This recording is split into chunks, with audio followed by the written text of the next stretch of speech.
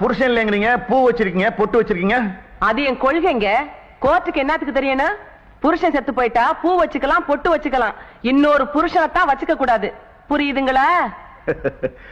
பெரிய புரட்சிகரமான பொம்பளையா இருப்பீங்க போல் இருக்கு. புரட்சி எங்க ரத்தத்திலேயே ஊர்னதுங்க. போராட்டம் எங்க குடும்பத்துக்கு பந்தாட்டம் மாதிரி. என் புருஷன் மொழி போராட்டத்துல செத்தாரு, எங்க அப்பா சுதந்திர போராட்டத்துல செத்தாரு, எங்க பாட்டன் சிப்பாய் கழகத்துல செத்தாரு.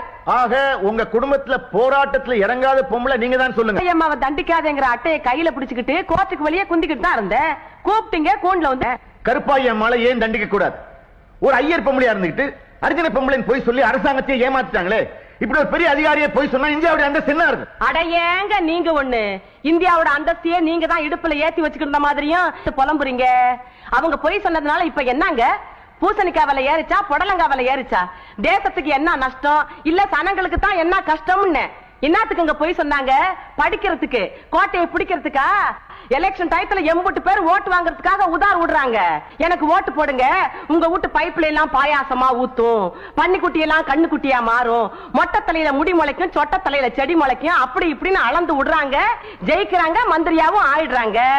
சொன்னபடி செய்யறாங்களா? இல்லையே. அப்ப அது பொய் தானே. உடனே உங்க சட்டம் அவங்கள பார்த்து, ஐயா நீ பொய் சொல்லி பதவிக்கு வந்துட்ட, அதனால இனிமே நீ மந்திரி இல்ல எந்திரி அப்படி